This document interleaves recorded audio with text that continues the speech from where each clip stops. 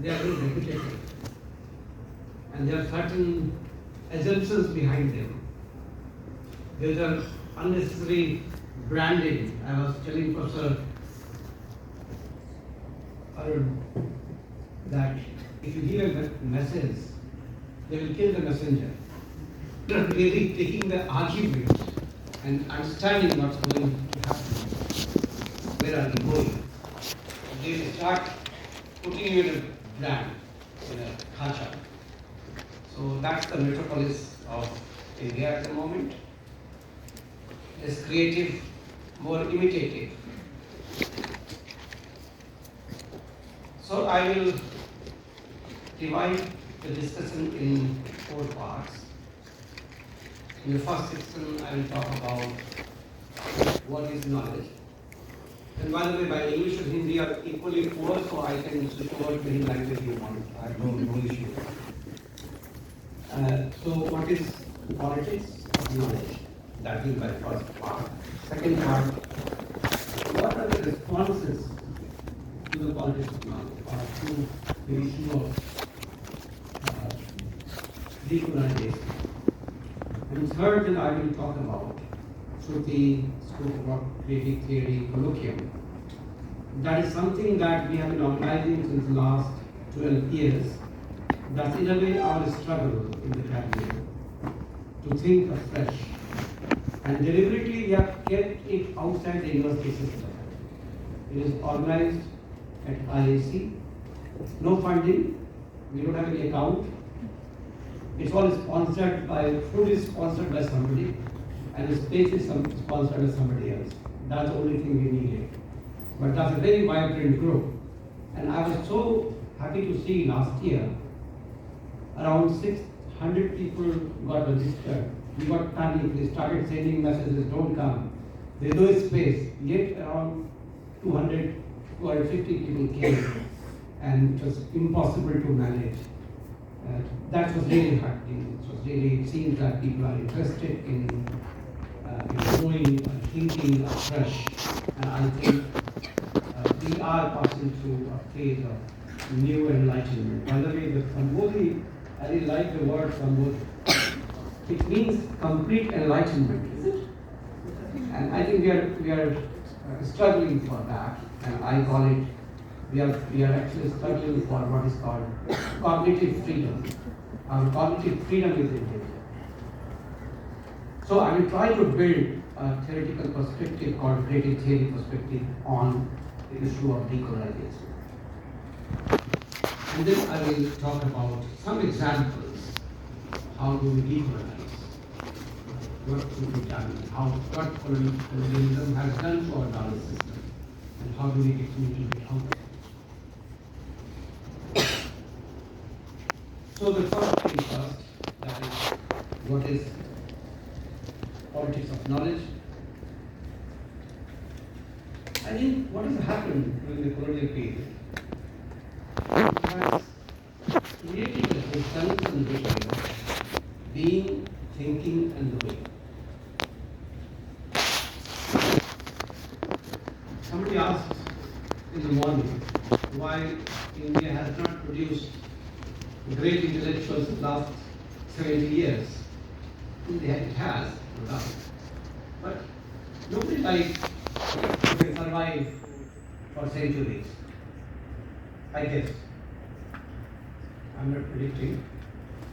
लेकिन है ये दिक्कत क्यों है इस पे बहुत डिबेट भी हुआ है एक एडवर्ड सेल्स की बहुत अच्छी किताब है on Indian intellectuals between tradition and modernity और फिर पॉवर्टी ऑफ थियरी ये सब डिबेट पिछले कॉलेज में बहुत लोग कर रहे थे तो उसमें ये बात समझ में आती है कि हमारा जो बीइंग है हम उसे थियराइज नहीं करते उसको सब्जेक्ट ऑफ इंक्वायरी नहीं बनाते उसके बारे में सोचते नहीं हैं और जो कुछ हम सोचते हैं उसके बारे में जो भी सोचते हैं उसको नॉलेज नहीं मानते हैं सो नॉलेज ऐसा लगता है कुछ गिवन है ऑलरेडी क्रिएटेड कंस्ट्रक्टेड जिसके बारे में ज्ञान प्राप्त करना है वो ज्ञान वहाँ किताबों से प्राप्त करना है किताबों को रट लेना है जान लेना है और किताबों में ऐसा माना जा रहा है कि सारा ज्ञान अंग्रेजी हिंदी में क्रिएट किया जा रहा है। हजारिक द्विवेदी की बड़ी अच्छी किताब है, नामदास का पोथा, नहीं पढ़े तो आप जरूर पढ़ें।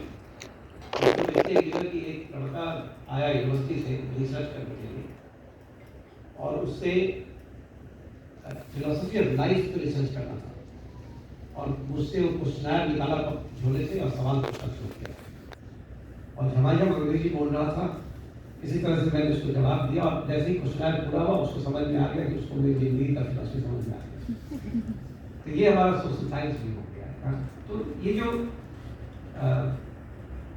बीइंग, थिंकिंग एंड नोइंग के बीच में डिस्टेंस है, इसके चलते हम लोग कोई बहुत नया सवाल भी नहीं उठा, हमारा सवाल भी उठाना हो गया। इस पर और भी मैं बात कर सकता हूँ कि इसके चलते क्या हो रहा है कि जो रिसर्च टॉपिक्स भी हम ढूंढते हैं, रिसर्च टॉपिक पूछते हैं अपने गाइड से किस पे रिसर्च करें और फिर गाइड बताते हैं इस पर रिसर्च करें। JPS वगैरह एक प्रोफेसर थे दिल्ली यूनिवर्सिटी में, उनसे किसी ने आगे पूछा कि किस पे रिसर्च करें, तो उसने कहा फिर रात में नींद आई थी ठीक से, बोला आई थी कल, बोला कल भी, परसों, बोला परसों भी, तो क्यों रिसर्च करना चाहते हो, क्या परेशानी है, घर चल जाओ आराम से रोज सो। तो ये जब हमारा बीइंग ही क्वेश्चन हम नहीं करते हैं, हमारा बीइंग क्या है, क्या हमारा एक्सपीरियंस है, कैसे हम जी रहे हैं, उससे क्या समझ क्या, उसको थ्योराइज करने की कोशिश नहीं करेंगे, तो कोई ओरिजिनल थ्योरी की हम वर्कआउट भी नहीं करेंगे। तो कोलोनियलिज्म ने ये किया कि हमें कह दिया कि नॉलेज है, आपको बस प्राप्त कर लेना है और प्राप्त करने के लिए आप BHU आए तो अच्छा है, JNU जाए तो और अच्छा है, लंदन स्कूल ऑफ इकोनॉमिक्स चलाए तो और भी अच्छा है, हार्वर्ड चलाए तो और भी अच्छा है। तो हम लोग उसी पथगामी बन गए और फिर हमारा अपना सवाल खो गया। तो एक तो ये हुआ, दूसरा ये हुआ कि जो नॉलेज का एक कैनलाइजेशन हुआ, मापदंड हुआ, नॉलेज कहते किसको है, मुझे हमारे बीइंग के बारे में कितना भी बात नहीं, क्योंकि नॉलेज का एक एपिस्टेमोलॉजी क्रिएट किया गया कि एपिस्टेमोलॉजी और ऑन्टोलॉजी कोई बहुत डिफिकल्ट वर्ड नहीं, इसे ढूंढना नहीं, इससे छोटे कि ज्ञान का मापदंड क्या होगा, कैसे किसी को ज्ञान समझेंगे। तो जो साइंस का फिलॉसफी बना, जो पॉजिटिविज्म जिसको कहते हैं, आपको न्यूटोनियन साइंस में फिलॉसफी था, ये कहा कि ज्ञान का मतलब ये है कि आपने रेगुलरिटी देखा, ऑब्जर्व किया, रेगुलरिटी देखा और रेगुलरिटी के आधार पर एक हाइपोथेसिस बनाया और हाइपोथेसिस को एक्सपेरिमेंट करके प्रूफ किया। ये जो प्रूफ हो गया तो वो ज्ञान है, बाकी कोई ज्ञान नहीं। अब ये एक बहुत ही रिजिड फ्रेम बना ज्ञान का। तो जैसे ही ज्ञान का ये फ्रेम बना तो सारा ज्ञान बेकार हो गया आपका जो था, क्योंकि आपने ये फॉलो किया नहीं है। तो पूरा जो कॉलोनियल वर्ल्ड था, उसका जो ज्ञान था वो सब अज्ञान हो गया, उसका जो ज्ञान था वो सब सुपरस्टिशन हो गया। मैं जब फादर बनने वाला था तो आजकल तो अकेले ही शहर में जाते हैं हम लोग, दोनों लोग गए पेरेंटिंग का क्लास करने के लिए, तो डॉक्टर मुझे समझाते थे कि क्या करना है, कैसे करना है। मैंने पूछा कि हम लोग बचपन में खा के देखे बच्चों को ऐसे भी करते हैं, वैसे भी करते हैं, सब करें कि नहीं करें। तो बोला नो ग्रैंड मदर्स नुस्खा, प्लीज डोंट डू दैट। जब बाहर निकले तो पूछे डॉक्टर से कि doctor R you serious about it? उसने कहा नहीं, I am not serious about it. तो वहां में यदि बोलते कि हाँ कर सकते हो तो मेरी नौकरी चल जाएगी। बाहर में मैं कह रहा हूँ कि मैं भी करती वही हूँ, कर सकते हो। ये जो डुअलिटी बनता है कि आप थ्योरी ऑफ डेमोक्रेसी के बड़े एक्सपर्ट हैं, आप मोस्ट अनडेमोक्रेटिक, ये कमाल का कॉन्ट्रडिक्शन है। क्यों बनता है ये कॉन्ट्रडिक्शन? क्योंकि एपिस्टेमोलॉजिकली हमने वो मान लिया है, एक फ्रेम है, वो नॉलेज हमने क्रिएट कर दिया, उससे मेरे जीवन में कोई मतलब नहीं, नॉलेज क्रिएट। और ये जो एनलाइटनमेंट का, मॉडर्निटी का जो एक चैलेंज था, उसमें पॉलिटिक्स ये हुआ कि उपनिवेशवाद ने, कॉलोनियलिज्म ने इसी एपिस्टेमोलॉजी को लाकर हमें समझाया कि ये व्हाइट मैन्स बर्डन है आपको सिविलाइज करना। और जब तक आप उसको नहीं मानोगे तो सिविलाइज नहीं हो पाओगे, और हम उस सिविलाइजेशन मिशन पे चल पड़े। हमारे जो बुद्धिजीवी थे, कभी मैं पूछता हूँ कि हमारे जो बुद्धिजीवी थे, पर्शियन के बड़े बड़े विद्वान थे, संस्कृत के बड़े विद्वान थे, why they could not respond to them? What were their responses? था नहीं उनके पास। ये क्यों हुआ, ये एक सवाल है कि ऐसा क्यों हुआ कि इन बुद्धिजीवियों ने उसके ऊपर चिंतन नहीं किया, उस एपिस्टेमोलॉजी का काट क्या हुआ, चैलेंज क्या हुआ। बहुत बार में आके गांधी ने उससे बात की कि उस एपिस्टेमोलॉजी को कैसे चैलेंज किया जाए। तो ये एक कोलोनियलिज्म के पीरियड में ये चैलेंज आया जिसको हम लोग मैनेज नहीं कर पाए, और वो पॉलिटिक्स वहाँ से शुरू हुआ कि आपके नॉलेज को मान लिया गया सुपरस्टिशन, और यदि आपका नॉलेज ब्राह्मणिकल नॉलेज सुपरस्टिशन है तो ट्राइबल नॉलेज का क्या होगा? वहाँ तो टेक्स्ट भी नहीं है, वहाँ तो लिखा हुआ भी नहीं, वो तो ऐसे ही अनडेवलप्ड हो गया। एंथ्रोपोलॉजिस्ट है, डिसिप्लिन डेवलप किया, जिसने मान लिया कि आप यहाँ तक पहुँचे, उसके पहले स्टेज में ट्राइबल था, अगले स्टेज में आप, अब उनको पढ़ा जाएगा, इसलिए ह्यूमन का सिविलाइजेशन कैसे ग्रो किया, यानी वो सबसे बॉटम में है सिविलाइजेशन के। तो ये एक तरीका निकला, और फिर और क्या हुआ उसके बाद कि जो यूनिवर्सिटीज बना हमारा, वो यूनिवर्सिटीज भी 1947 के बाद खास करके उसी नॉलेज ट्रेडिशन को मापदंड मान के चल पड़े। जो कुछ भी वहाँ था उसी को एक आदर्श मान लिया गया, और उसी की नकल को कर रहे। क्या वो डिसिप्लिन कैसे बनाया जाए, क्या हमारा सिलेबस कैसे हो। अभी सिलेबस हम लोग कैसे बनाते हैं, किसी को सिलेबस बनाने नया बोलते हैं तो पहले वो यूरोपियन सिलेबस को बनाता है, फिर उसमें से कुछ चीज उठा उठा के फिट करता है, फिर उसमें एक जो इंडिया जोड़ देता है, वो हमारा सिलेबस होता है। ठीक करते हैं वो, ठीक करते हैं। 10-12 किताबें पढ़ के 13वीं किताब नहीं देते, किताब तो वही रहता है जो आप पढ़े उसको फिर के एक और किताब। तो इसको कहते हैं अखिल बिलग्राफी कि हम लोग कॉग्निटिव मिमिक्री में फंसे हुए हैं। क्यों फंसे हैं इसका भी उत्तर लोग देते हैं। मैंने आशीष नंदी साहब से पूछा था एक बार कि आप इतने दिनों से बता रहे हैं कि हम लोग का कॉग्निटिव रप्चर हो गया है, डैमेज हो गया है, और अब क्या करें? 30-35 साल से तो आप तो सुन रहे हैं, आगे क्या करेंगे? अब कुछ तो बताइए कि जाएंगे करें। तो उन्होंने कहा कॉफी पीते, उन्होंने कहा जरूर पीता हूँ, ले गए मुझे कॉफी हाउस में, ऐसी कॉफी हाउस में। फिर कहा कि डरते हैं। मैंने डर किस बात का आप लोगों को? वो टिकट नहीं मिलेगा मुझे ऐसा and he was very serious about it, and that's true. मैं आपको कम से कम 10 ऐसे बड़े प्रोफेसर का एग्जाम्पल दे सकता हूँ जिनसे मेरे इस सवाल का जवाब उन्होंने यही दिया है कि डर है। ये भारतीय बुद्धिजीवी वो डर किस बात है? अभी तो डर दूसरे तरह का है, डरते पहले की देखो। आप देखिए लखनऊ स्कूल ऑफ सोशियोलॉजी, क्या मार्वलस काम हम लोग का। उन्होंने मुझे बताया कि हम लोग आपस में बहुत बातें करते थे, इंडियन ट्रेडिशन वगैरह वगैरह, जर्नल में नहीं लिखते क्योंकि पब्लिश नहीं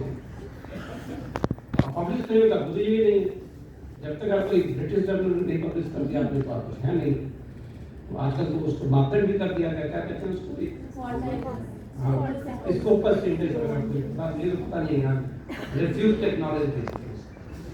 तो ये एक बड़ा प्रॉब्लम रहा कि जो यूनिवर्सिटीज बने हमारे, उन यूनिवर्सिटीज ने भी जो फ्रीडम स्ट्रगल का हमारा एक्सपीरियंसेस था उसको भी एकोमोडेट नहीं किया। आश्चर्य की बात ये है, आपको पता है कि भारतीय विश्वविद्यालयों में आधुनिक राजनीतिक क्षेत्र की पढ़ाई कब से शुरू हुई?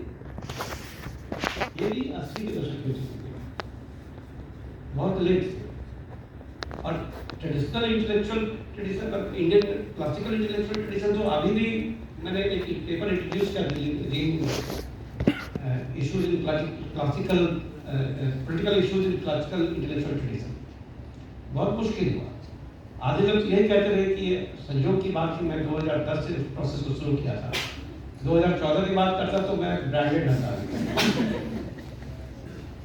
तो ये यूनिवर्सिटीज ने भी क्या किया कि उसी फ्रेम के अंदर सोचना शुरू किया, और जो हमारे चिंतक थे उनको भी एकोमोडेट नहीं किया। अब देखिए जैसे कि रिलीजन पे सोशियोलॉजी में किसको पढ़ाते हैं? लेबर एंड अब तीनों में से किसी को मल्टी रिलीजियस सोसाइटी का एक्सपीरियंस नहीं है। और मैं सोसाइटीज को तीन तरह बांटता हूँ। कुछ ऐसे सोसाइटीज हैं जहाँ रिलीजन्स आर बॉर्न। ये सारे बड़े रिलीजन्स एशिया में जन्मे हैं।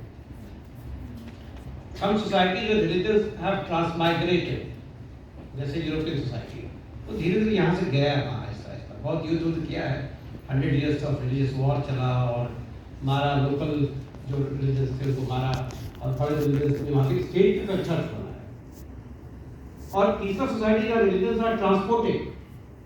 रसिया में जाप ने सारे रिलीजन्स को बुलाया, एग्जीबिशन लगाया और सबको बोला प्रेजेंटेशन दो। उसमें से ऑर्थोडॉक्स चर्च को चुना, बोला कल से तुम्हारा स्टेट ही है। ये तीन तरह की रिलीजियस सोसाइटी। तो ये मार्क्स, डुर्खाइम और वेबर किस तरह की रिलीजियस सोसाइटी के प्रोडक्ट है? दूसरे तरह की रिलीजियस सोसाइटी के प्रोडक्ट। तो उनको हिंदुस्तान में रिलीजन कहाँ से समझ में आएगा? उनके थ्योरी से हिंदुस्तान में रिलीजन को समझने की कोशिश करेंगे। मैं नहीं कह रहा हूँ कि कुछ नहीं कह रहे हैं, बहुत इम्पोर्टेंट कह रहे हैं, लेकिन पूरी बात समझ में नहीं आएगी। जो अभी पटनायक साहब कह रहे थे, समझ में नहीं आएगा कैसे उसको हैंडल करें। उसके बाद में गांधी, अंबेडकर और टैगोर का देखिए कितना रिच अंडरस्टैंडिंग उनका रिलीजन के ऊपर। अंबेडकर कहते हैं religion of rules and religion of principle. What an excellent understanding. और अभी जो पूरा लिबरेशन थियोलॉजी है लैटिन अमेरिका में, वो पूरा लिबरेशन थियोलॉजी मुझे लगता है उससे पहले यहाँ आर्टिकुलेट हुआ है, लेकिन किसी सोशियोलॉजी डिपार्टमेंट में इनके थियोरीज को नहीं पढ़ाया जाता है। ये गांधी, मार्क्स, गांधी, अंबेडकर और टैगोर का भी कोई थियरी है, ऐसा अभी तक मैंने कोई पेपर भी नहीं देखा, ना कभी मैंने सुना है कि उन्होंने पढ़ा है। जैसे फिलॉसफी डिपार्टमेंट किया था, कभी मेरी बहस हो गई थी, भुवन चंदेल थे बड़ी फिलोसफर है, मैंने अब पूरे हिंदुस्तान में 1.5 डिपार्टमेंट में इंडियन फिलोसफी पढ़ाया। फिलोसफी डिपार्टमेंट एक बीएचयू में था और आधा जेयू में था, आधा ड्यू में था। तो ऐसा क्यों है? क्योंकि वेस्ट ये मानता है कि यहाँ फिलोसफी नहीं है, रिलीजन है। अब मुझे समझ में बात नहीं आती। जैसे मैं यदि बुद्धिज्म और जैनिज्म में तो वैसे ही भगवान नहीं है, कॉन्सेप्ट ही नहीं बनता। और ये 6 फिलोसफी है, न्याय, वैशेषिक और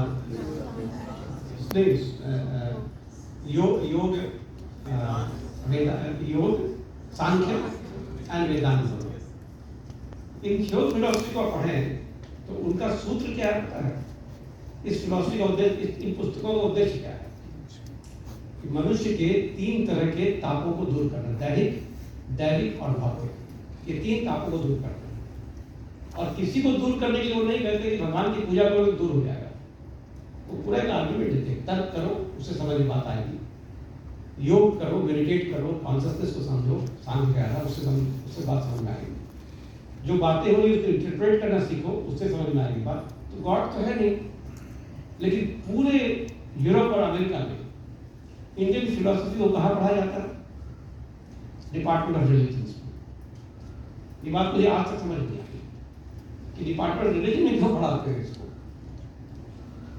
खैर, तो ये हमने उस यूनिवर्सिटी से वहां से ले लिया। बल्कि एक और ट्रेजेडी है, यूरोप और अमेरिका में तो हर यूनिवर्सिटी के अंदर एक डिपार्टमेंट ऑफ रिलीजन भी है, और इंडिया में कहाँ कहाँ बता दीजिए? बस, और कहीं नहीं। क्यों नहीं है? रिलीजन इतना बड़ा फंडामेंटल है, हमारी लाइफ को इतना इन्फ्लुएंस कर रहा है, क्या क्या नहीं हमारे लिए कर रहा है। इस पर दुख भी दे रहा है, सुख भी दे रहा है, दे रहा है, फिर भी हम उसका आगे नहीं करना चाहते और डरते हैं। फिर उसमें यूनिवर्सिटी में इसको रिड्यूस करने की बात करनी। मुझे कहीं आईएससी में एक सेमिनार ऑर्गेनाइज करना था, रिलीजन, स्पिरिचुअलिटी एंड कॉन्शियसनेस। उन्होंने कहा सर इसमें रिलीजन हटा दीजिए, स्पिरिचुअलिटी और कॉन्शियसनेस रखिए। तो समझ लिया है बात क्या बात है। तो ये एक ट्रेजेडी हमारी है कि हमने उनका फ्रेम ऑफ थिंकिंग भी ले लिया है, जो ओरिएंटलिस्ट थिंकिंग है हमारे बारे में, सही कहते हैं, ये अडॉप्ट करता है। और उसके अंदर हमने क्या किया फिर कि हम जितना भी हमारा नॉलेज ट्रेडिशंस था उन सबको हमने मार्जिन पे रख दिया और स्केल किया। मैं एक पजल आपको दे रहा हूँ, असल ये है कि एक लड़की शादी करके जा रही है, उसका हस्बैंड उसका दोस्त दोनों जा रहा है, डाकू आ गए और दोनों हस्बैंड और दोस्त की गर्दन काट दी। लड़की बड़ी रिलीजियस थी, उसने देवी का आह्वान किया, देवी आई। तो हिंदी डिफिकल्ट तो नहीं है, तो देवी आई और देवी ने पूछा क्या चाहिए, ताकि दोनों की चिंता करती है। उन्होंने दोनों को जिंदा कर दिया। दिक्कत ये हुई, एक का सर दूसरे के धड़ में जोड़ दिया। अब सवाल ये है कि वो लड़की किससे शादी, किसको अपना पति मानेगी, सर वाले को या धड़ वाले को? मैं इस पर बताऊंगा क्यों मैं सवाल पूछ रहा हूँ, लेकिन आप सोच के मुझे बताइए क्या आपका आंसर है। तब तक सोचिए आप। और भी ऐसे मेरे पास बहुत सारे प्रश्न हैं। तो इन्होंने क्या किया, जितना भी हमारा ट्रेडिशंस था उन ट्रेडिशंस को मार्जिन पर रख दिया। यहाँ तक हो गया जिस समाज में 1000 साल से कोई ट्रेडिशन फ्लरिश कर रहा था, उस समाज के लोगों को आज उसका ज्ञान खत्म हो गया। यदि कॉमन सेंस को खंगालेंगे तो वो मिलेगा। वो मेरा एक पूरा प्रोजेक्ट है कलेक्टिव कॉन्शियसनेस को मैप करने का, तो वो मिल जाता है। लेकिन अमूमन आप इसे पूछेंगे कि भाई आपके यहाँ ऐसा कोई हुआ था, बोलेंगे मैं आऊँगा उस बात पे। और यही नहीं हुआ, बल्कि ये भी हुआ। पॉलिटिक्स का मेरे पास बहुत एग्जाम्पल है, बट एक एग्जाम्पल देके मैं आगे बढ़ूंगा। कार्ल यूंग का नाम आपने सुना होगा, वो भारत आए तो उन्होंने देखा कि यहाँ पे लोग कॉन्शियसनेस पे बहुत एक्सपेरिमेंट भी कर रहे हैं, बड़े सारे सिद्धांत भी हैं, क्योंकि बुद्धिज्म, जैनिज्म, ये सब मामला ही कॉन्शियसनेस का था इनका। तो उन्होंने एक लेख लिखा, कई लेख लिखा, कि जो कॉन्शियसनेस का थियरीज है इंडिया में वो बहुत रिच है। वो किताब पब्लिश, उसका नाम है यूंग इन ईस्ट। तो जो साइकोएनालिटिक कम्युनिटी था, जो कम्युनिटी जो वहाँ बना था, जो कि सर्टिफिकेट देता था कि आप साइकोएनालिस्ट हैं कि नहीं है, उसने उनसे कहा कि आप सारे आर्टिकल्स को विड्रॉ कीजिए, नहीं तो आपको इस कम्युनिटी से बाहर निकाल देगा। और फ्रॉइड उस वक्त बहुत डोमिनेंट थे। बड़ी एक फिल्म है डेंजरस मेथड, फ्रॉइड और यूंग के झगड़े का। तो उनको विड्रॉ करना पड़ा। Only after the age of 60 he dared to say that those articles were the best articles of mine. He wrote a book, a 1000-page book. It's called Red Book. And that book was not allowed to be published. It was published just 10-15 years back. And that created a lot of crisis in the psychoanalytic community. So, which means that there is an organized kind of thought process that keeps these ideas in the back areas. अब जैसे बहुत सारे examples मेरे पास हैं, मैं अभी इतना देना नहीं चाहता, सिर्फ लास्ट एक जिजेक के बारे में बताता हूँ। जिजेक कह रहे हैं कि दुनिया भर में फिलोसॉफिकल क्राइसिस है, और ये हमने सॉल्व, ह्यूमैनिटी उसको सॉल्व नहीं किया तो आने वाले टाइम में ह्यूमन बीइंग्स का सर्वाइवल मुश्किल है। एंड ऑफ टाइम के हम खड़े होंगे, किताब है एंड ऑफ टाइम। और जब वो बुद्धिज्म की बात आती है तो कहते हैं Buddhism is not good enough without engaging with it proper. Interesting बात यह है साथ में कि बहुत सारे, मैं आजकल डिस्टोपियन नॉवेल पे बहुत काम करता हूँ। मुझे लगता है कि लिटरेचर से मैं समझ सकता हूँ कि आने वाले समय में क्या होने वाला है। सोशल साइंटिस्ट को बड़ी देर से पढ़ सकता है। जितने डिस्टोपियन नॉवेल आप पढ़ेंगे उसमें आपको बुद्धिज्म का जिक्र मिल जाएगा।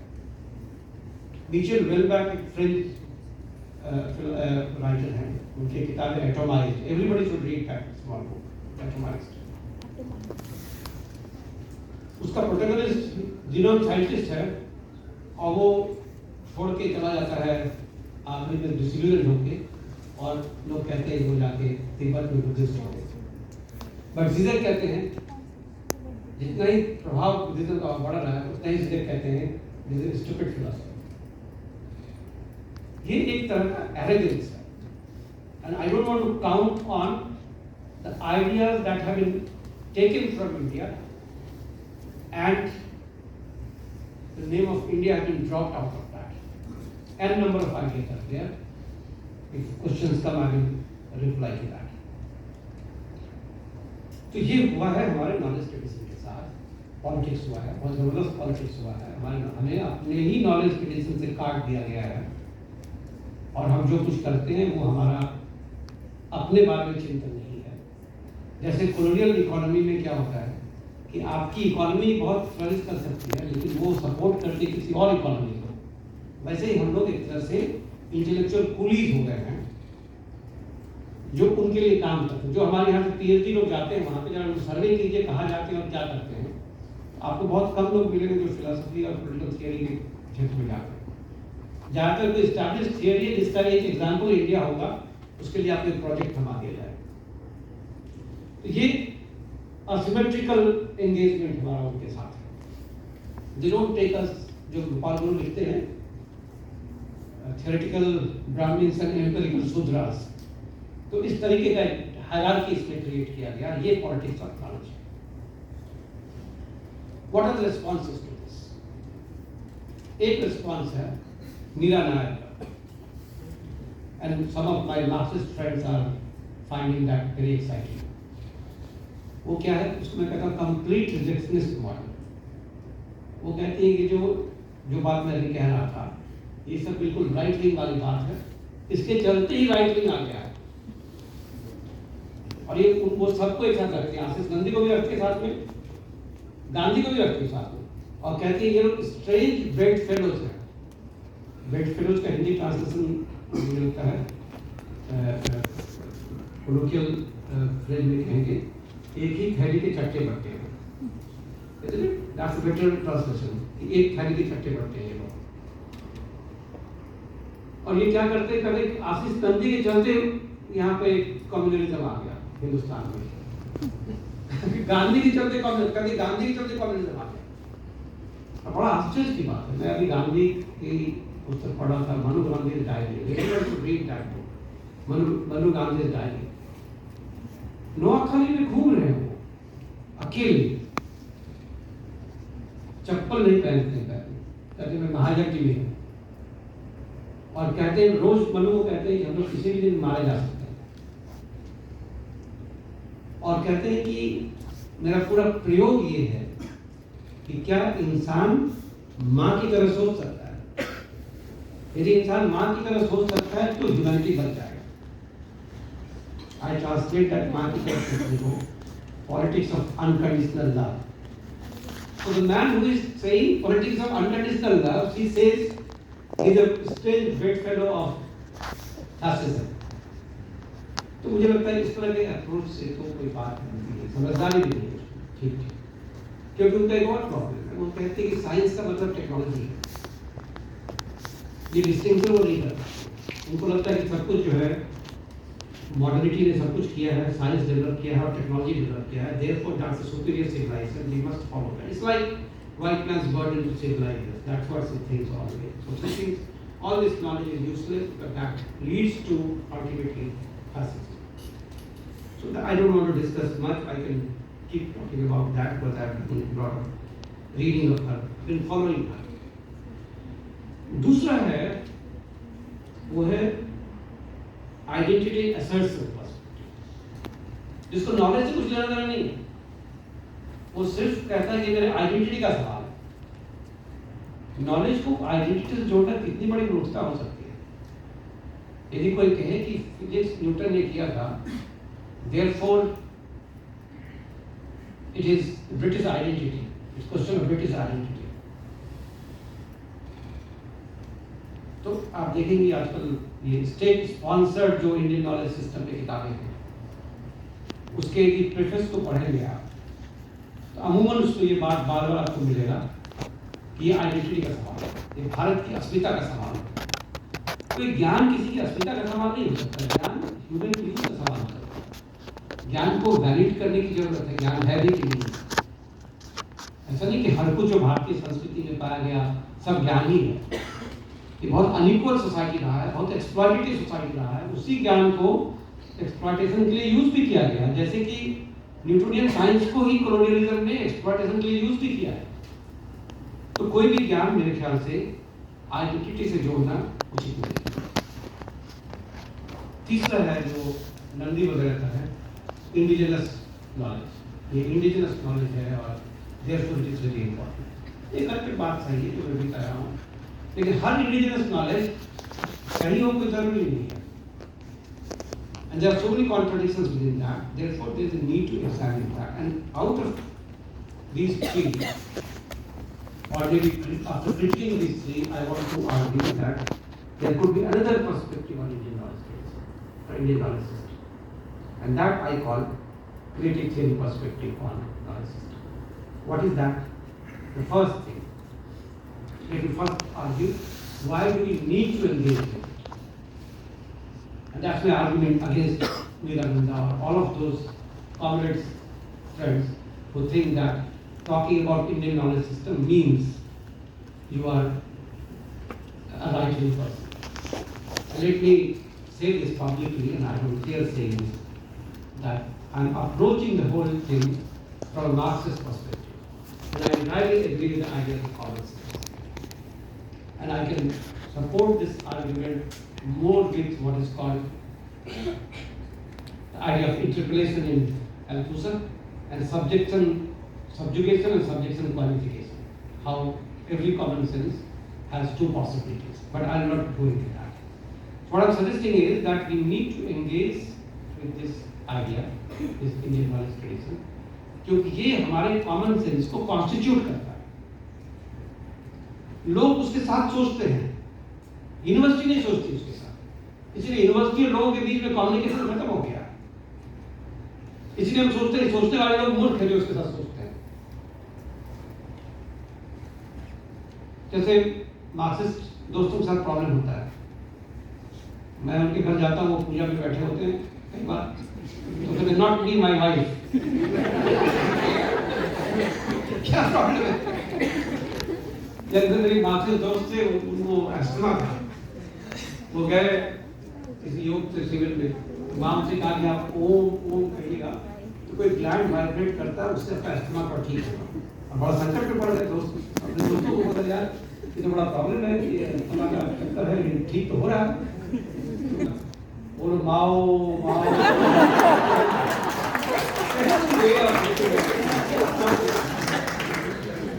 so let's engage this idea. Engaging doesn't mean following.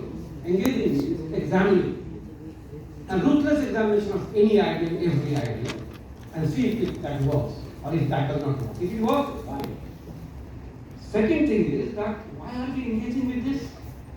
Because the world is facing a deep philosophical crisis. Very deep philosophical crisis. The Cartesian dualism and the Cartesian origin of the modern philosophy has bifurcated things. It has created several dualities. And the dualities are creating a lot of problems. We thought that war is almost, physical war is over. But now somebody is declaring that he can wipe out the civilization. And Vivek is saying that this is the result of crisis of philosophy. We have lost philosophy. And we are more losing philosophy to technology. We think technology can replace everything, including philosophy. And AI probably might do that too. But that will be the most dangerous day for the human race. So we need to have new philosophy. I think we are living in a dystopian world. And that's what I want to prove by examining the most popular bestseller books all over the world, bestseller novels all over the world. You know, most of the literature, most of the languages, when I'm trying to find out which is the bestseller book, and I pick up that and start reading, they are dystopian literature. What? 75 में कोई किताब लिखी गई थी, fail कर गई. अभी दोबारा प्रिंट हो गई, बेस्टसेलर बन गई. A dystopian literature in France. It means we are living in a dystopian world. ये कब आता है? ये संक्रमण कब आता है? जब पुराना फिलॉसफी का क्राइसिस शुरू होता और नया फिलॉसफी इमर्ज नहीं किया. We have lost all the utopias. We are without utopia. Life without utopia is dangerous to live, difficult to live. Therefore, we have to discover a new utopia. How do we discover a new utopia? I think we need to engage with all possible philosophies in the world, not only Indian philosophies. All possible philosophies. Tribal philosophies, what a rich tradition of philosophy is there. The only problem is that for the Europeans, that it is not written tradition. or it is not written in the way they want to claim it should have been written. Just for I'll take some time. Take for example, Bhikhu पालन ने कहा कि भाई India में political philosophy तो हो भी सकता है, पॉलिटिकल थियरी नहीं है। पर आप तो पहले तक पॉलिटिकल फिलॉसफी नहीं है, अब आप तो मान लीजिए फिलॉसफी है। तो मुझे एक बात बता दीजिए, यदि कोई कहता है कि human beings are theory building beings और आप कहते हो हमारे पास फिलॉसफी नहीं है, थ्योरी नहीं है, तो 5000 साल से हम लोग क्या थे? ह्यूमन बीइंग्स थे भी कि नहीं थे? And if your human beings are theory building beings that we don't have theory, it will be finished. We have nothing. ये भी हो सकता है। मैंने उनसे कहा सर ये भी हो सकता है, थ्योरी अलग तरीके से लिखा गया। मैं एग्जाम्पल देकर आगे बढ़ूंगा। युद्ध होने वाला है महाभारत का और विदुर को बुलाते हैं धृतराष्ट्र और पूछते हैं युद्ध क्यों हो रहा है? विदुर कहता है कि युद्ध इसलिए हो रहा है कि आपके कारण हो रहा है। बोला मेरे कारण हो रहा है? क्यों? मैंने क्या किया? कहा कि आपने जस्टिस नहीं किया, न्याय नहीं किया। बोला क्या न्याय क्या है? उसने सूत्र दिया कि जो चीज आप अपने लिए नहीं चाहते हो वो दूसरे के लिए मत कीजिए। इतना ही न्याय का बेसिक सूत्र है, आप समझ लीजिए। Some philosopher in the West today, Rawlsian theory of men of ignorance, right? It means human beings have been thinking about these things. They are human beings, and that's another point I want to make. Human beings are reflexive beings, and therefore the common sense can never be heteronized. We are reflexive beings. We always keep reflecting. We can't agree fully with anybody. ये human beings की capacity है. It's a unique thing that human beings, no other, I guess, I'm not anthropocentric, but I guess there is no other living being which can become conscious of its own consciousness. Animals are conscious. Everything is conscious. To become conscious of its own consciousness is amazing class. मैं पूछता हूँ जब मुझे AI के बारे में मुझे कहता है, मैं पूछता हूँ can AI meditate? बोलता no, it can't meditate. मैंने कहा तुम्हें डर मुझे नहीं लग रहा उससे। तो ये जो मेडिटेशन जो कैपेसिटी हमारी है अपने कॉन्सेप्ट वो मुझे रिफ्लेक्सिव बना और रिफ्लेक्सिविटी हमारी इतनी है कि हम n नंबर ऑफ प्रॉब्लम्स को n नंबर ऑफ तरीके से सॉल्व कर सकते हैं। वो हमारे पास ह्यूमन एजेंसी है और गांधी का इस मायने में मैं मानता हूँ कि कमाल के जिन्होंने हमारा पूरा विश्वास इस बात पे दिलाया कि ह्यूमन एजेंसी किसी भी कंडीशन में रहेगा just because they are human beings, they have the agency and they can decide to do anything. So therefore, I think we are reflexive being and therefore we are creative being and therefore we can create new ideas, we can always create new utopia and for that we need to engage with our own tradition and traditions of the world. Not that like identity assertion model you say only we have this tradition. सबसे पहले हमने खोजा, जरूरत नहीं है। दूसरी बात इसमें है कि क्यों एंगेज करें किसी, क्यों क्या यूटोपिया बनाए? Human liberation, universal, the project of universal human liberation is the project that should be the guiding principle for any negotiation between philosophies, any engagement with any tradition. If that is liberating for human beings, let us accept that. Let us engage with that. Let us adopt that, adapt that. So we are homo creativus. We are homo creativus. We are creative thinkers. We are reflective thinkers, therefore we are creative thinkers. And since we are creative thinkers, therefore we need to engage with all philosophies that human beings have created. How do they create philosophy or knowledge? They create knowledge in order to solve their problem. So they have different kinds of problems in different places. अभी यदि पानी का बहुत अभाव हो जाए हमारे देश में, हमें वैसे लोगों से सीखना पड़ेगा जिनके पास पहले से पानी नहीं था और उन्होंने तरह तरह का इंस्ट्रूमेंट डेवलप किया है पानी को बचाने का। इसमें कौन सी बड़ी बात है? Why do you connect that with the culture? Why do you want to connect that with identity? Need not to. So that is, there are more arguments why I am saying that we need to have engagement with the tradition. There are 3-4 more conceptual tools, and through that I will explain what is creative theory of this. One, knowledge space. You know, whatever is going in society, whatever churning is happening in society, there is an ontology of collective consciousness. That is there. Once the consciousness is produced, that gets into that space. Even Tagore से ले रहा हूँ.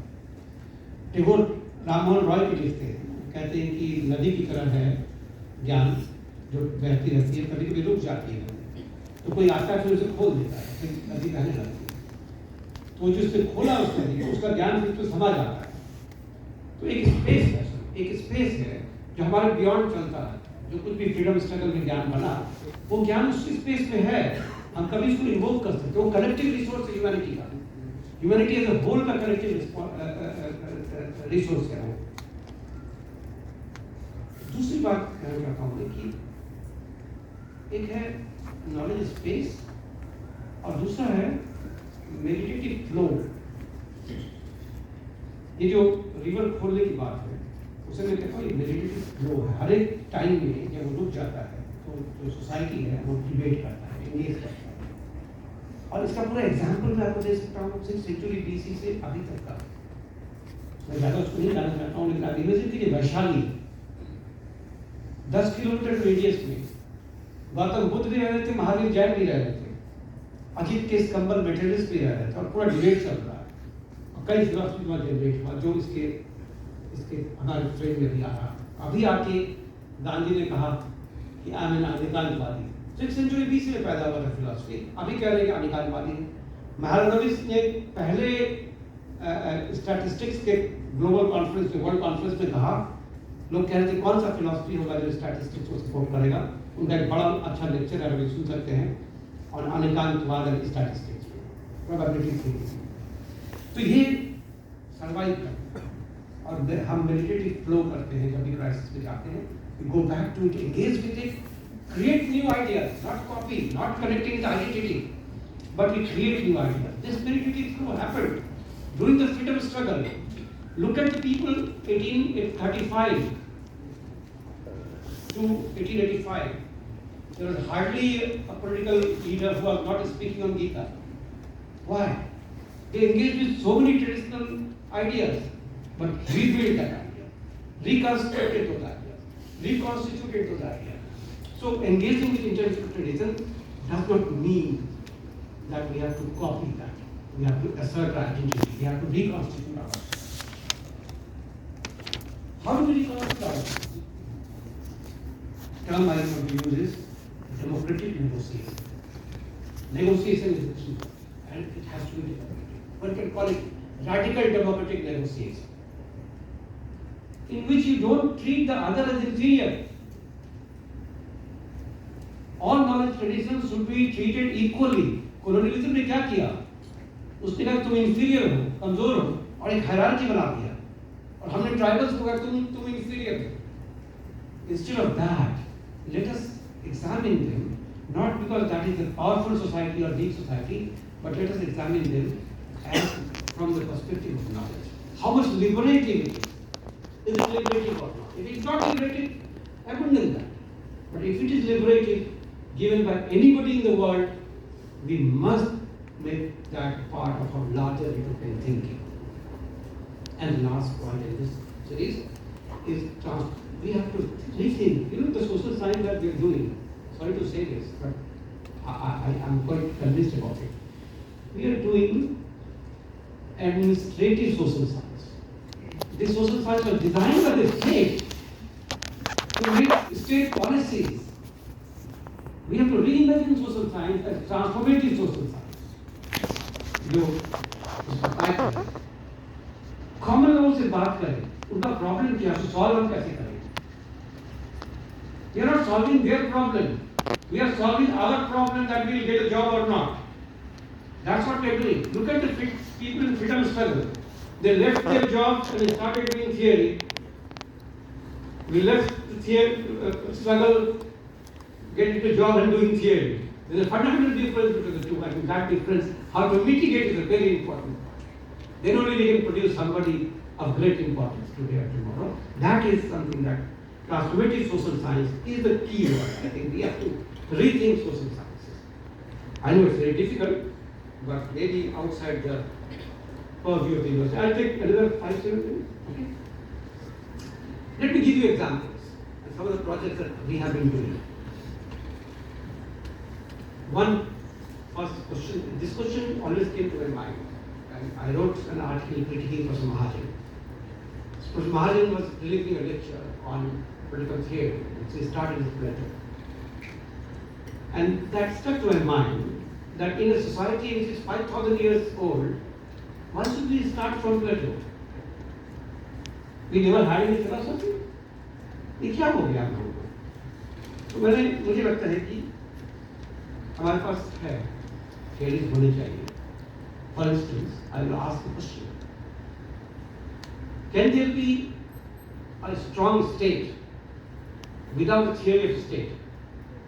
Can you build a building without a नक्शा? बना सकते हो क्या? कुछ तो थ्योरी बनाओ उसके लिए, कमजोर थ्योरी हो, मजबूत थ्योरी. जिस सोसाइटी ने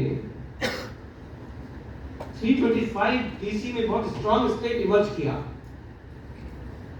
पूरा एक टेक्स्ट लिखा गया मोटा सा उसके ऊपर, कौटिल्य का अर्थशास्त्र, तो बिना थ्योरी को लिख दिया गया उसको. कुछ तो थ्योरी रहा होगा उसके पीछे. And can there be theory of state without theory of power? It's not possible. So can we read this text? अभी क्या हो रहा है, हम कैसे पढ़ते हैं उस टेक्स्ट को?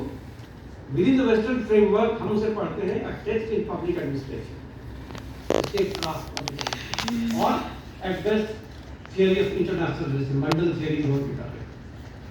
Let's re-engage with them, see what are they thinking of.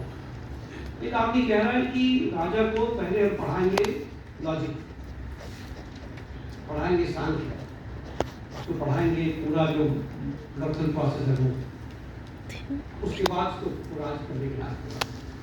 फिर भी क्या है उसका कि वो कहीं अपने पावर को मिसयूज नहीं करे, उसके लिए अमात्य मंडली बनाएंगे. अमात्य मंडली में कौन होगा? उसका भाई भतीजा नहीं होगा. उसका पूरा नियम बनाएंगे अमात्य मंडली में कौन होगा. अमात्य मंडली में पूरा भरोसा नहीं है, तो एक जासूसी सिस्टम क्रिएट करेंगे ताकि चेक एंड बैलेंस हो सके. ये सारा कुछ करके एक स्टेट बनाएंगे, और स्टेट का उद्देश्य क्या होगा? जनहित. कमाल है, ये पूरा थियरी कंस्ट्रक्ट हो रहा है. और उससे भी ऊपर अर्थशास्त्र के 3 पेज है जो मुझे लगता है बहुत क्रूशियल है. मैं गलत भी हो सकता हूँ, बट ऐसे भी देखा जा सकता है. डिजायर के ऊपर मुझे लगता है कौटिल्य का चैलेंज ये था, जो आज भी चैलेंज है, how to help people in fulfilling legitimate desire and stop them from pursuing illegitimate desire. कैसे करें? तो उसके लिए स्टेट चाहिए. फिर स्टेट के अंदर कैसे गड़बड़ हो सकता है? So he has full system, and then it covers everything in that. So maybe we can look at these things very differently, but we don't do that. Another example: Mimamsa theory of interpretation. K.R. Sarkar delivered a lecture in Oxford in 1905 on Mimamsa theory of interpretation. ये जो हर्मेटिज्म पढ़ते हैं कहाँ से निकल गया है? Bible से तो निकल गया है.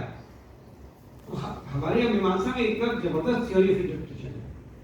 तो मैं ऐसे देख रहा था कि जो केसेस आते हैं कोर्ट में, इतने केसेस क्यों जमा हो जाते हैं. मैं लॉयर लोगों से बात कर रहा था, तो पता चला मुझे, मैं गलत भी हो सकता हूँ, लेकिन बहुत सारे जजेस भी इस बात को मानने लगे हैं कि जो मैक्सवेल थियरी ऑफ इंटरप्रिटेशन है, जो मीमांसा थियरी ऑफ इंटरप्रिटेशन है, दोनों में एक डिफरेंस है. और हमारा कॉमन सेंस जो है वो मीमांसा थियरी ऑफ इंटरप्रिटेशन और judiciary actual theory of interpretation, तो बड़ा कॉम्पिटिशन है. हम सोचते हैं जो न्याय है वो जुडिशियरी कुछ और करके दे देता है.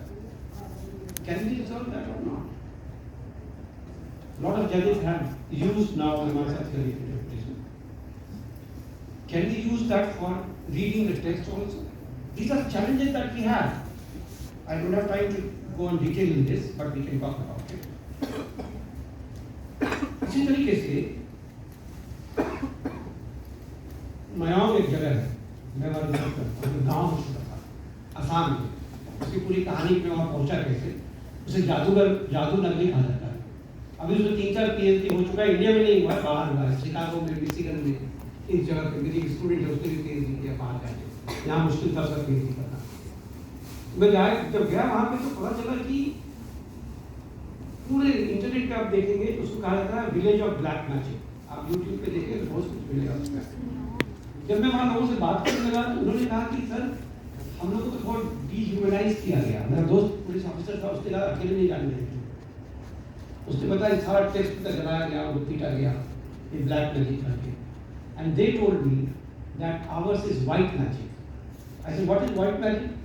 उसने कहा कि ये बहुत जंगली इलाका था, बहुत सारा मेडिसिन का ज्ञान हम लोग को है, तो हम लोग मेडिसिन देते हैं। मुझे एक कपल के बारे में बताया जो अमेरिका से 18 महीना में 18 था कि उसको बच्चा नहीं हो रहा था, वो बच्चा हो गया फिर वहाँ से चला गया। मैंने पूछा क्या किया, जादू तो ना किया, रनिंग मेडिसिन था जो पता था उसको यूज किया। तो अब उस मेडिसिन को आपने ब्लैक मैजिक क्या दिया और पूरे गांव को डेमोनाइज कर दिया। पुलिस वाले जाते थे उसको पीट पाट के लोग वहां से चले आते थे। अब धीरे धीरे एक्नॉलेज किया जा रहा है, 3-4 टेक्स्ट है उन टेक्स्ट को एक्सेप्ट किया जा रहा है। तो ये जो टेक्निक्स हैं इंडियन ट्रेडिशन के, फिलोसफीज हैं, उसको हमने मार्जिन में डाला, वो पूरा पॉलिटिक्स में हमने सिस्टमेटिकली इसको बात किया। Last point I will make in 2 minutes को अब चैलेंज ये सब तो कहने से मेरे दोस्त आजिया बुरावस्ती, वो मेरा बहुत बड़ा क्रिटिक है। कहता है ये आप ऐसे ही बोलते रहते हो, कोई थियरी में निकले तो कुछ बताओ कि कुछ दूसरे बेहतर एक्सप्लेन कर सकते हैं। हाँ ये सो एक चैलेंज है, वो चैलेंज ये कि क्या नया दे सकते हैं जो बेहतर, दूसरा जो कह रहा है उससे बेहतर कर सकते हैं। बेहतर थियरी का मतलब ये है कि आपका जो थियरी है वो उन सारी चीज़ों को एक्सप्लेन कर जो दूसरा एक्सप्लेन करता है और उससे कुछ ज़्यादा एक्सप्लेन करता है। मुझे बहुत अच्छी बात लगी इंडियन थियरी जिसमें अभी काम कर रहा हूँ, वो ह्यूमन नेचर का। वेस्ट का जो थियरी ऑफ ह्यूमन नेचर है, वो theory of human nature unitary है, सिंगल एस्पेक्ट को लेके वो पूरे ह्यूमन बीइंग को थियराइज करता है, उसी के आधार पे सोसाइटी को थियराइज करता है, उसी के आधार पे स्टेट को थियराइज करता है। राजीव भार्गव बड़ी अच्छी किताब है मिथोलॉजिकल इंडिविजुअलिज्म, जिसमें उसने क्रिटिक किया इस बात। मैंने राजीव भार्गव से पूछा कि सर आपकी अगली किताब कहाँ है जो ये कहे कि human beings are multi dimensional, बहुत कॉम्प्लेक्स? कल मैंने लिखा नहीं। मैंने क्यों नहीं लिखा? डर, सब लोग डरे हुए, पता नहीं किस बात से लोग डरे हुए थे। तो ये जो थियरी ऑफ ह्यूमन नेचर है जिसे मैं मानता हूँ वो बड़ा कॉमन सेंसिकल है। पुरुषार्थ और विकार, 4 पुरुषार्थ और 6 विकार, ये 10 एलिमेंट्स हैं। हम सब लोग जो पर्सन है, हमारा जो पर्सनहुड है, जो हमारी पर्सनालिटी है, वो कॉन्स्टिट्यूट होती है अलग अलग टाइम और स्पेस के इनके कॉन्फ़िगरेशन और रिकॉन्फ़िगरेशन। ये बहुत कॉम्प्लेक्स है क्योंकि यदि 10 हो जाए एलिमेंट्स तो 10 एलिमेंट्स का इनफिनाइट कॉम्बिनेशन कॉम्बिनेशन होता है। And that's what we are. Everybody is so different, you can't put them to categories. अब उसके बाद यदि हम चाहे सोसाइटी को थियराइज करें तो see how complex it could be, but that doesn't mean that we should give up the complexity. And now, particularly after science is suggesting the chaos theory, I don't have time to explain that, how Newtonian epistemology is completely collapsed. Has completely collapsed now. The new epistemology suggests that we are living in a complex world, and the complexity should be theorized, should be acknowledged. मुझे लगता है कि यदि उस theory को हम पकड़ के दोबारा से सोशल साइंस के बारे में सोचना शुरू करें, बहुत सारी चीज़ों के बारे में हम नए तरीके से सोचते हैं। ह्यूमन पर्सनालिटी के बारे में, साइकोलॉजी के बारे में, भाव और रस के बारे में। भाव और रस हमारा ये 2 एलिमेंट है, ये 5 तो 10 तो हो गई है, 4 पुरुषार्थ और 6 विकार। मेरे पास समय नहीं उसको एक्सप्लेन करने का, but I can explain that. ये सब ये एनालिटिकल कैटेगरीज है, ये वैल्यू कैटेगरी नहीं है। पिछले सेंचुरीज में क्या हुआ कि इसको लोगों ने वैल्यू कैटेगरी बना दिया। ये एनालिटिकल कैटेगरी, इसके थ्रू लोग एनालाइज करते थे चीज़ों। और गांधी एंथोनी पारेल ने इस बात को आर्ग्यू किया है कि गांधी कैसे इसको एनालिटिकल कैटेगरी को यूज करते थे। और उस एनालिटिकल कैटेगरी के थ्रू यदि हम थियोराइज करते हैं तो प्रॉब्ली 4 और एलिमेंट जोड़ा जा सकता है, टाइम एंड स्पेस। ये कॉन्फ़िगरेशन जो हम 25 साल के जो अलग था, जब 50 साल का हो जाएगा अलग हो जाएगा। एंड भाव एंड रस, तो 10 4 14 14 एलिमेंट्स को एक साथ मिलकर हम ह्यूमन सोसाइटी को मेंटेन करें, डिफिकल्ट है, बहुत डिफिकल्ट है। बट महाभारत क्लेम करता है कि सारे एलिमेंट्स के द्वारा जितना कुछ बन सकता है वो हमने इस टेक्स्ट में रखा है। और इसीलिए रिलीजन को सोशल साइंस की तरह पढ़ने की कोशिश करनी चाहिए। Patnaik was right on this, and I'm not saying this. Gulbenkian Commission report that everybody should read only 80 pages, prepared by no other than Emmanuel Wallenstein and Ilya Prigozhin, which argues, let us accept that religion was a form of social science that we have inherited and we must engage with that. Thank you very much.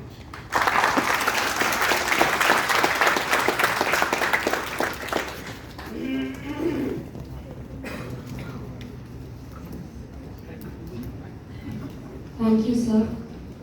यानी lecture के बाद कुछ भी बोलना मुश्किल है, लेकिन इसके प्रभाव को आना है तो एक ही मात्र साधन है संवाद करने का।